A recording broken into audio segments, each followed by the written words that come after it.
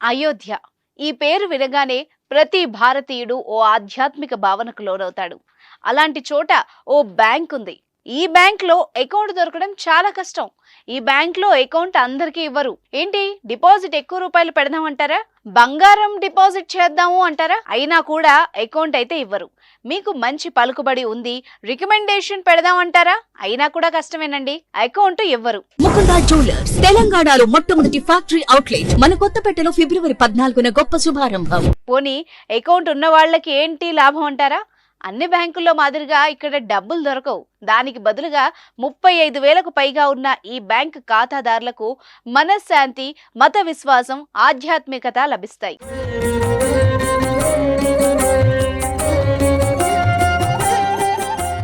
శ్రీరాముడి జన్మస్థలమైన అయోధ్యలో ఓ ప్రత్యేక బ్యాంక్ ఉంది. అన్ని బ్యాంకుల్లో మాదిరిగా ఇక్కడ డబ్బులు దొరకవు. దానికి బదులుగా 35,000కు పైగా ఉన్న ఈ బ్యాంకు ఖాతాదారులకు మనశ్శాంతి, మత విశ్వాసం, ఆధ్యాత్మికత లభిస్తాయి. నూతనంగా నిర్మించిన రామ మందిరాన్ని దర్శించే భక్తులు, సందర్శకుల దృష్టిని ఆకర్షిస్తున్న ఈ బ్యాంకు పేరు అంతర్జాతీయ శ్రీ సీతారాం బ్యాంక్. ఇక్కడ డిపాజిట్ చేసేది అన్ని పేజీల్లో సీతారాం అని రాసి ఉన్న పుస్తకాలు. శ్రీరామ జన్మభూమి తీర్థక్షేత్ర ట్రస్ట్ అధ్యక్షుడు మహన్ నృత్య గోపాల్ దాస్ 1970 నవంబర్లో ఏర్పాటు చేసిన ఈ బ్యాంకులో ఇప్పుడు 35,000కు పైగా ఖాతాదారులున్నారు. మన దేశానికి చెందిన వారే కాకుండా America, Britain, Canada, Nepal, Fiji, UAE తదితర దేశాలకు చెందిన వాళ్ళు కూడా ఈ ఖాతాదారుల్లో ఉన్నారు. ప్రస్తుతం ఈ బ్యాంకులో రామ భక్తుల నుంచి సేకరించిన 20,000 కోట్ల సార్లు సీతారాం అని రాసి ఉన్న బుక్లెట్స్ ఉన్నాయి.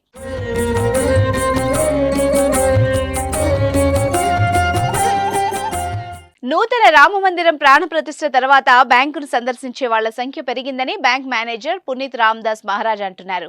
తర్వాత బ్యాంకు ప్రతి ఒక్కళ్ళకి ఉచితంగా బుక్లెట్స్, రెడ్ పెన్స్ ఇవ్వడమే కాకుండా ప్రతి అకౌంట్ పై కన్నేసి ఉంచుతుంది. అకౌంట్ తెరవాలంటే ఒక వ్యక్తి కనీసం 5 లక్షల సార్లు సీతారాం అని రాయాలి. అప్పుడు పాస్బుక్ జారీ చేస్తాం. దేశవ్యాప్తంగా చివరికి విదేశాల్లోనూ బ్యాంకు శాఖలు 136 ఉన్నాయి.